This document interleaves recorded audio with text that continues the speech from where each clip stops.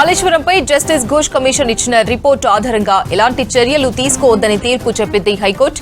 దీంతో మాజీ సీఎం కేసీఆర్, హరీష్ రావుతో పాటు IAS Smita Sabharwal, retired CS SK జోషికి బిగ్ రిలీఫ్ దక్కింది. జస్టిస్ ఘోష్ కమిషన్ విచారణ నిలిపివేయాలని కేసీఆర్తో పాటు హరీష్, స్మిత, ఎస్కే జోషి కోర్టుకు వెళ్లారు. అయితే కమిషన్ ఏర్పాటుని సమర్థించింది ధర్మాసనం. కానీ నివేదికపై ఎలాంటి చర్యలు తీసుకోవద్దని చెప్పింది. ఘోష్ కమిషన్ ఎలాంటి నిబంధనలు పాటించలేదని అభిప్రాయపడింది కోర్టు. సెక్షన్ 8 కింద నోటీసులు ఇవ్వకుండా విచారించడం సరికాదని చెప్పింది ధర్మాసనం. కమిషన్ ఆఫ్ ఎంక్వైరీ ఒక ఫండమెంటల్ ప్లా చేసింది.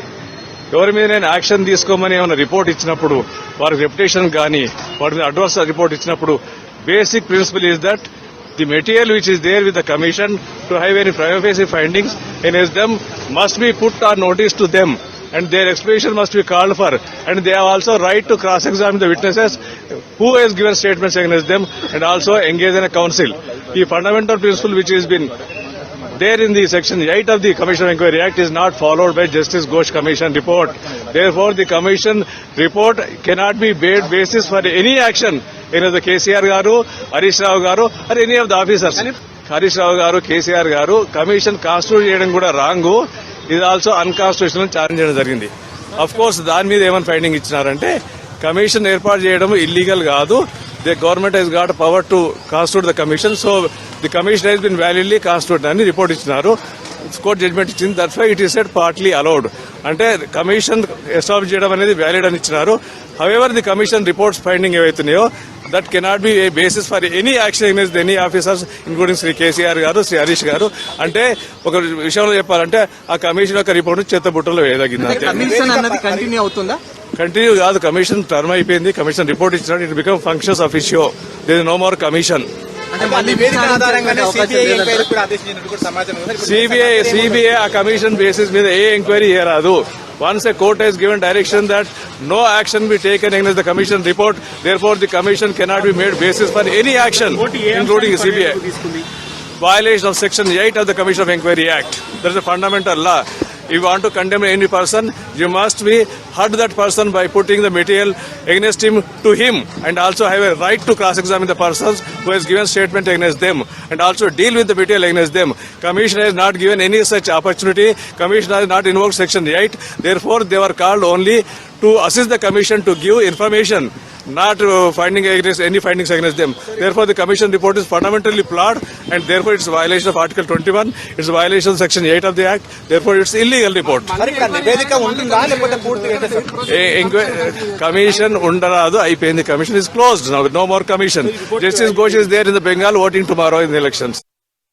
దీనిపై మరిన్ని డీటెయిల్స్ అజయ్ అందిస్తారు. అజయ్, కాళేశ్వరంపై హైకోర్టు తీర్పు డీటెయిల్స్ ఏంటి? ప్రాజెక్టు నిర్మాణానికి సంబంధించి ఇటు పీసీ ఘోష్ కమిషన్ ఏర్పాటు చేశారు. పీసీ ఘోష్ కమిషన్ ఏర్పాటు చేసిన తర్వాత పీసీ ఘోష్ కమిషన్ ఇచ్చిన నివేదిక పైన హైకోర్టులో కొన్ని పిటిషన్లు దాఖలయ్యాయి. ఆ పిటిషన్ల దాఖలకు సంబంధించి విచారణ జరిగింది. సో ప్రస్తుతం హైకోర్టులో విచారణ అనంతరం ప్రస్తుతం న్యాయవాదులు బయటకు వచ్చారు, మాట్లాడుతున్నారు. సార్, ఏం జరిగినాయి? ఆర్గ్యుమెంట్స్ ఏం జరిగినాయి? మార్నింగ్స్ ఏం జరిగిందో మీరు అందరు లైవ్ లో కూడా చూశారు కదా.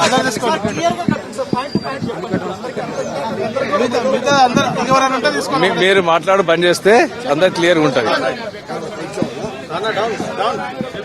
కోర్టు తీర్పు కన్క్లూజివ్ పొజిషన్ ఈరోజు 2 అంశాల మీద జరగడం జరిగింది.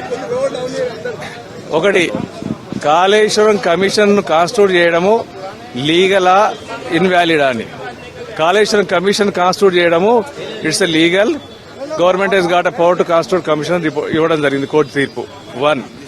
సెకండ్, కమిషన్ లో కొన్ని రికమెండేషన్ చేయడం జరిగింది యాక్షన్ గురించి. ఎగనెస్ట్ కేసీఆర్ గారి మీద కావచ్చు, హరీష్ రావు మీద కావచ్చు, శ్రీరేంద్ర జోషి గారి మీద కావచ్చు, శ్రీధర్ సభ్యుల మీద.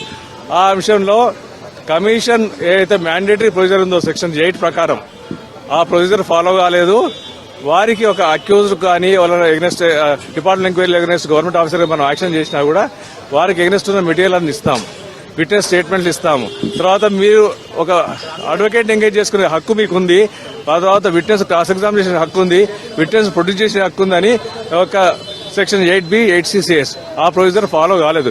కాబట్టి mandatory procedure which is giving a right to the person against whom the recommendations are to be made to defend himself before the commission is not followed. Therefore, based on the commission report, and findings of the commission, no action can be taken against Sri KCR garu, Sri Harish garu, Smita Sabarwal and Kasendra Joshi.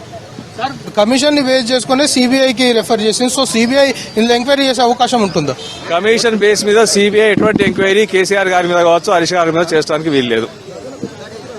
ఇది మొత్తానికి CBI ఎంక్వైరీకి సంబంధించి అంటే already ప్రభుత్వం సిబిఐకి refer చేసింది. అయితే ఇప్పుడు పీసీ ఘోష్ కమిషన్ సంబంధించి కూడా ఇటు వాదనలు జరిగినప్పుడు చాలా క్లియర్ గా అడ్వకేట్లు కూడా చెప్తున్నారు లీగాలిటీ పరంగా. అంటే ఒక ప్రాజెక్టులో అవినీతి జరిగింది అంటే ఖచ్చితంగా దానికి ఏం జరిగింది అనేది పూర్వఫలాలు తెలియాలి అంటే ఒక కమిషన్ వేయడము న్యాయస్థానం కూడా సమర్థించింది. కాంగ్రెస్ ప్రభుత్వం అధికారంలోకి వచ్చిన తర్వాత కాళేశ్వరం ప్రాజెక్టు నిర్మాణం విషయంలో అవకతవకలు జరిగాయి, కొంతమేరకు అవినీతికి పాల్పడ్డారు. అప్పటి బీఆర్ఎస్ సర్కార్ సంబంధించి అనే ఆరోపణలు అభియోగాలు ఉన్నాయి. దానికి నివృత్తి చేయాలి అంటే ఖచ్చితంగా ఒక కమిషన్ ఏర్పాటు చేయాలి అని భావించింది. సో పీసీ ఘోష్ కమిషన్ ఏర్పాటు చేయడము న్యాయస్థానం తప్పుపట్టలేదు అనేది కూడా ప్రస్తుతం న్యాయవాదులు చెప్తున్నారు. At the same time commission ఏర్పాటును కూడా న్యాయస్థానం సమర్థించింది. కానీ ఈ పీసీ ఘోష్ కమిషన్ సంబంధించి నివేదిక వచ్చిన తర్వాత కొంత స్టెప్స్ అయితే తీసుకుందో దాన్ని న్యాయస్థానం తప్పుపట్టింది. అందులో సెక్షన్ 8D8Cకి సంబంధించి అటు కేసీఆర్ కావచ్చు, హరీష్ రావు కావచ్చు ఎలాంటి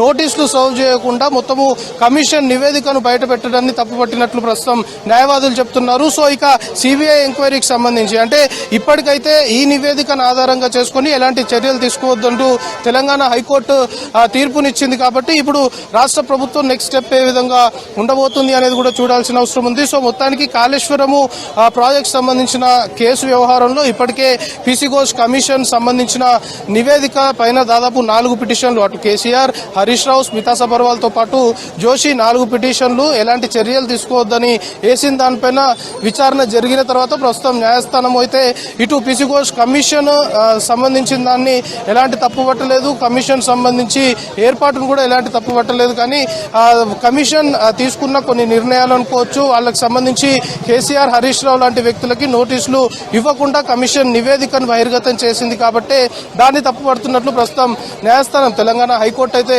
ఒక తీర్పు ఇచ్చిన సిచ్యువేషన్ ఉంది. అప్పని కాళేశ్వరంపై జస్టిస్ ఘోష్ కమిషన్ ఇచ్చిన రిపోర్టు ఆధారంగా ఎలాంటి చర్యలు తీసుకోవద్దని తీర్పు చెప్పింది హైకోర్టు. దీంతో మాజీ సీఎం కేసీఆర్, హరీష్ రావుతో పాటు IAS Smita Sabharwal, retired CS SK జోషికి బిగ్ రిలీఫ్ దక్కింది. జస్టిస్ ఘోష్ కమిషన్ విచారణ నిలిపివేయాలని కేసీఆర్తో పాటు హరీష్, స్మిత, ఎస్కే జోషి కోర్టుకు వెళ్లారు. అయితే కమిషన్ ఏర్పాటుని సమర్థించింది ధర్మాసనం. కానీ నివేదికపై ఎలాంటి చర్యలు తీసుకోవద్దని చెప్పింది. ఘోష్ కమిషన్ ఎలాంటి నిబంధనలు పాటించలేదని అభిప్రాయపడింది కోర్టు. సెక్షన్ 8 కింద నోటీసులు ఇవ్వకుండా విచారించడం సరికాదని చెప్పింది ధర్మాసనం.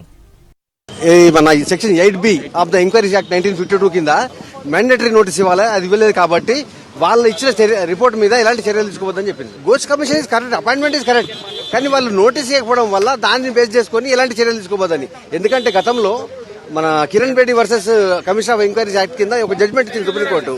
అలా చాలా జడ్జ్మెంట్లు ఉండే.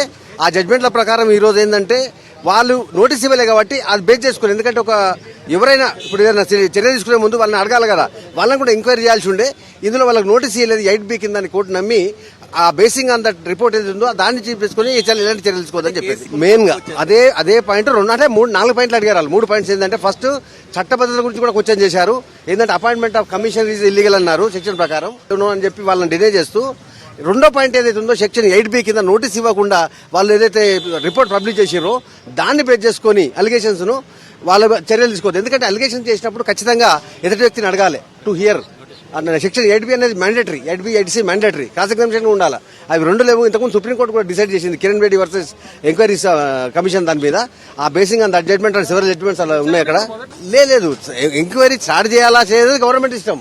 సుప్రీంకోర్టు మన హైకోర్టు ఏం చెప్పిందంటే ఈ రోజు పర్టికులర్లీ ఈ రోజు ఏదైతే మీరు ఎంక్వైరీ రిపోర్ట్ తీసుకున్నారో ఆ రిపోర్ట్ తీసుకున్నప్పుడు వీళ్ళకి ఈ సెక్షన్ 8B 8C కింద నోటీసులు ఇవ్వలేదు కాబట్టి ఇట్ ఈస్ మ్యాండేటరీ, కాబట్టి ఆ మ్యాండేటరీ నోటీస్ ఇవ్వలేదు కాబట్టి ఆ దాన్ని బేస్ చేసుకుని ఎలాంటి చర్యలు తీసుకోవద్దని చెప్పారు.